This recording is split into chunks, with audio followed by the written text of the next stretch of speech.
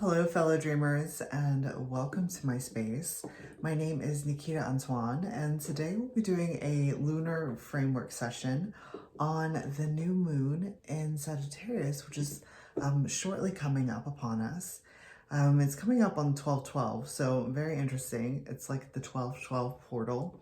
12s are fascinating to me because they kind of symbolize the constructs or the idea of how we perceive the construct of the matrix. For instance, like there are 12 zodiac signs, 12 hours on a clock, 12 months in our calendar year, that type of thing. So it's essentially talking about the rules and standards that we put in place to, in some ways, try to understand the matrix that is constructed around us. And since we're actually like moving through that matrix, through the 12/12 portal, it's almost as if our like previous concepts of how everything is constructed is being challenged. Or we will be moving into a new space where perhaps those constructs have a looser grip on how we understand the world around us. Because, you know, Sagittarius is a very philosophical sign, and they also are incredibly mutable as well. So it's almost as if there's going to be a shift in how we, and our philosophy of how the matrix is constructed and how we are using that to manage our lives. Very fascinating. So that message just came out of nowhere. So let's look at the new moon, the underlying energy of the new moon. And all right, here we have the Two of Swords. So the Two of Swords. The Two of Swords here as our underlying energy is coming up as being in almost in a crossroads place. It's almost as if we don't realize that this new moon is showing up as a crossroads for us. So we get to decide which direction we want to go. Now, with this decision that we'll be making, or however we're going to be making it within our lives, the Two of Swords comes with message that this decision cannot be made with your mind. Like, you cannot use logic or perhaps even the understanding of the matrix as you perceive it to make this decision. It has to be made with the heart. It has to be made. See how she's crossing her arms over her heart? It's like, if you try to use your mind at this crossroads point, you'll be almost blinded to the direction that you need to go, or blinded to the new philosophy of how you understand the matrix that surrounds us. Very fascinating. So it's like as if almost there's going to be some recovery, because when I was initially pulling all the cards and I just took a little peek at the bottom of the deck, I was receiving that there would be a recovery of some type of memory. So perhaps it's actually a core memory, or a almost like a heart-infused memory that is going to give us a little bit of insight as to what direction to go in. And then let's also look at the split to see, you know, that direction that we're going in. And we're going into the night. I love this. I love that. The direction that we're going is into the night, which is into the darkness. This night card, I often see it actually is something that is very comforting. How the darkness or the stillness of the night can be a very calming presence. It's like finding calm within within the space where you actually can't see anything. So that kind of tells me that we're coming across a point in time in the timeline where we're not going to be able to see, which makes sense. We're coming up on the new moon. Well, actually, we're coming up actually on the dark moon. So that's what this is referring to, is like, as we're coming up upon this dark moon in Sagittarius, it's almost like there's a guidance here to find comfort in the darkness, find comfort in actually not being able to see, to take a moment to actually kind of take a break and just sit in silence, sit in maybe perhaps even like a meditation. And there's an energy that is going to like pass over us. It's actually appearing to me as like Nyx, NYX, Nyx, the goddess Nyx, passing over and like blanketing us in this gorgeous starlight is what's coming through. And a gorgeous starlight, like the starlight of the night's, I don't know what this is, like garment. So what's happening here is like there's a guidance that is coming through that actually wants us to take the opportunity to go outside while the moon is not illuminating the sky, and take a look at the stars. Take a moment to look at the stars in the sky during this dark moon and find comfort in that there are all of these little pinpoints of light that can actually act as like a compass. It's like the stars are our way of determining what direction we're going in, which is, you know, perfect space for that place where we're at that crossroads. So for the overall energy, we have the Architect showing up here. I love this card. I love this card because it talks about an intrinsic knowing that you are the one who is the designer to your life. And because of that, you can experience anything that you want because you've designed it. Now, of course, if you don't know that you're designing it and you come across maybe some things that are undesirable, you know, learning that you have the ability to be able to shape and mold the reality around you is incredibly powerful. And so with the Architect showing up as the overall energy, what it's referring to is that stepping outside and looking up to the night sky and realizing that us as a collective have, in a sense, all contributed to the construction of the matrix around us, including the night sky, including the dark moon and all of the phases that we go through along this trajectory is how it's coming through. So that's really fascinating. It's kind of referring to that almost as if the stars wouldn't exist unless we all believed in them and knew that if we were to go outside, they would be there. That's very interesting. It's really pulling up the idea of belief, that what you believe in is incredibly potent to the external manifestation that is happening around you. And it's like even one of those things where we don't necessarily think about it all the time. We do believe that the stars are always going to be there. And so it's like even something as big, as vast, and as small as it is, like it's our belief that powers the matrix. Oh, that is so cool. Okay.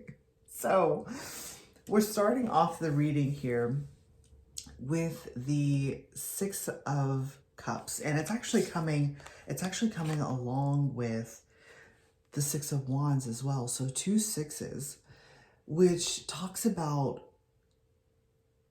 receiving balance, coming into a place of balance. So wherever there were any imbalances, if you will, it's almost as if actually stepping out and viewing the stars and not seeing the moon there, essentially being open to receiving the comfort of the night, is bringing a rebalancing. And because it is of the night, it's as if there's going to be a little bit of a trigger here.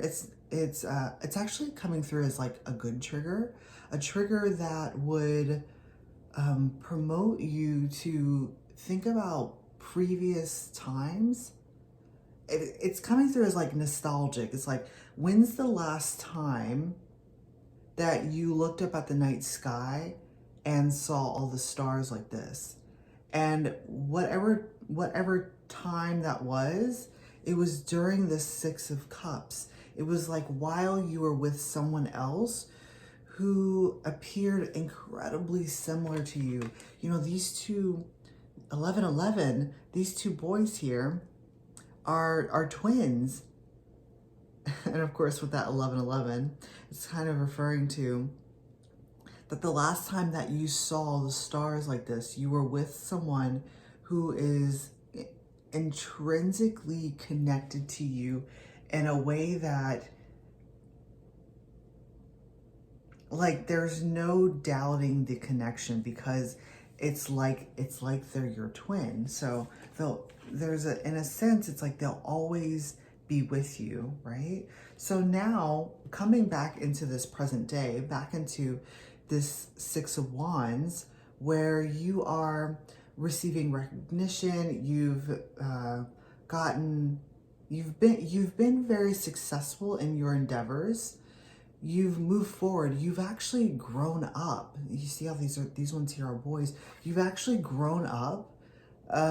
There are people that support you and follow you, and you're riding upon, there's confirmation, you're riding upon your steed, which is this horse, which is like that Sagittarian new moon. So you're riding the wave of this Sagittarian new moon, and because you are so in flow with the energy of the new moon in Sagittarius, or also even like the dark moon in Sagittarius, you're starting to sense actually like the spirit of this one who you previously saw the stars with.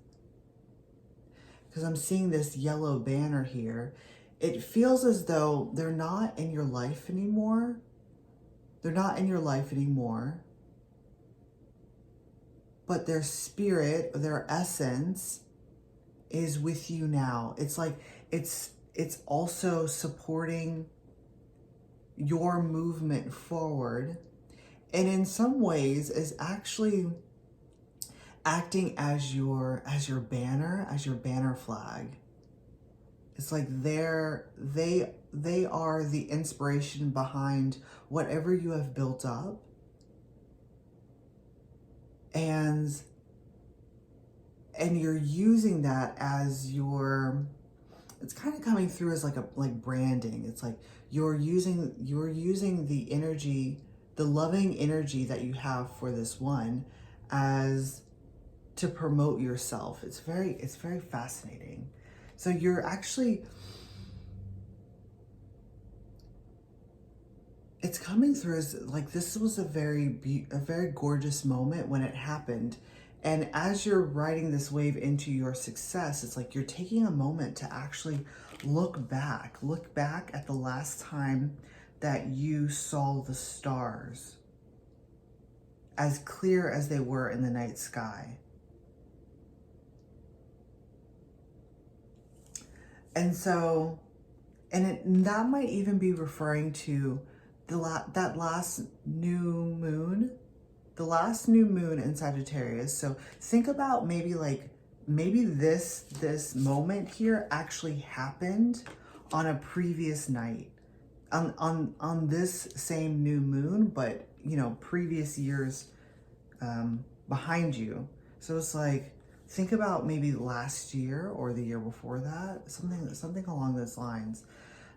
So we have the artist here that's coming up next.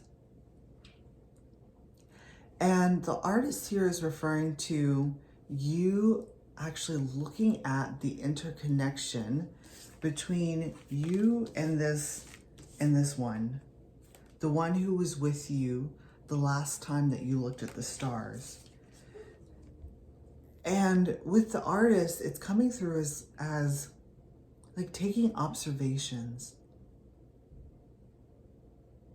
Taking an observation of your connection. The trees to me talk about like lineage, family connection, the things that hold us together. So, so that's very fascinating. It's like this memory, the recovery, that's very interesting. The recovery of this memory of the last time that you looked at the stars, it's like suddenly with the artist here, you're realizing that that is actually what connects both of you, is the night sky. There's something here about how this energy of the night sky is connecting you and it. And it could even be actually like your connection with the earthly realm. The tree also talks about like Midgard and the earthly realm. So realizing that the night sky is what connects you to this earth, even though it's in the sky, I guess like in space, if you will, it's actually what kind of tells you that you are planted, if you will, on earth. And the only reason why you are perceiving the stars and the what is that called? In the coordination, the only reason why you are perceiving the stars in the like how they're all placed, the coordination, is because you are on Earth.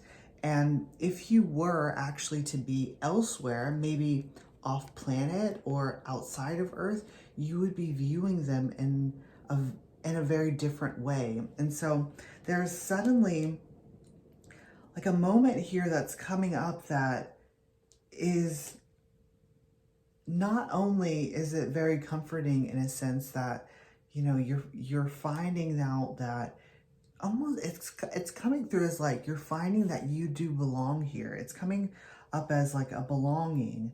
And because of that belonging to Earth, you're also realizing that this night sky, or even the new moon itself, the moon itself, is what connects all of us. It's what connects the waters within us and the tides, and how everything moves in accordance with this lunar energy.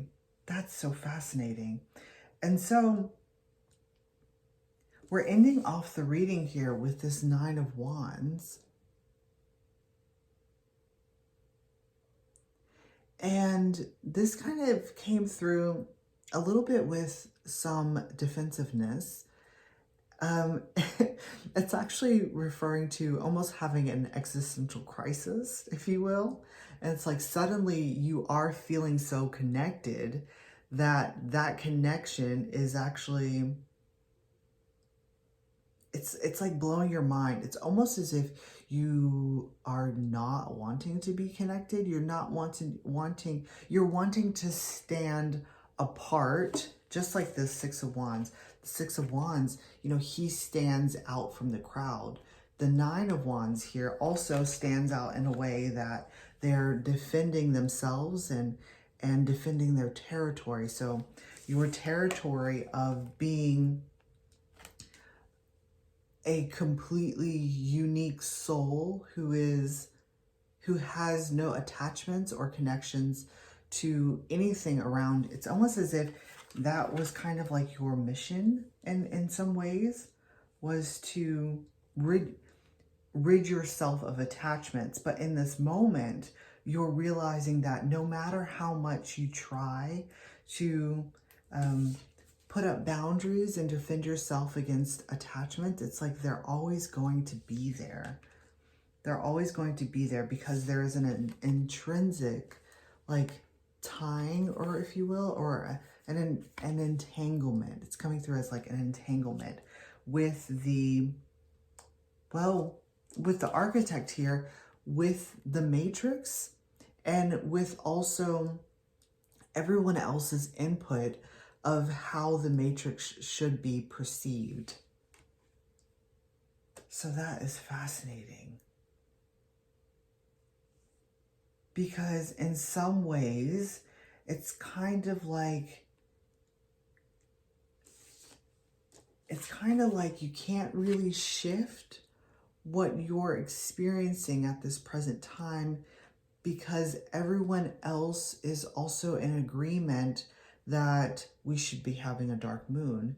We should be able to go outside right now and the stars become more visible because the moon isn't illuminating the sky. It's something very like finite like that. So it kind of looks to me like during this dark moon, there's a sense that you're actually wanting to move from this space, but there's a guidance here that is actually wanting all of us as a collective to just take a moment. It's like a moment of silence. Take a moment of silence, go outside and appreciate the starlight, because it only happens once every moon cycle. And so the next time that you'll actually be able to see it under this new moon would be in one more year, you know? So it's like, take a moment to just bask in the glory of what the matrix does actually have to offer us right now. That's so fascinating. So I will be pulling some more cards to see what else is going to be coming up. It does seem like this first half of the reading, if you will, was about the dark moon. So I suspect that the next row will be about the new moon and 2222, which is talking about receiving information, being in alignment to receive. The next row, I suspect that it's going to be about the intention settings that you will be doing at the new moon, or when there's like just a little faint hint of glow around the moon. So if you are interested in viewing that, you can find the link to that reading in the description box, and hopefully I shall see you there. Bye.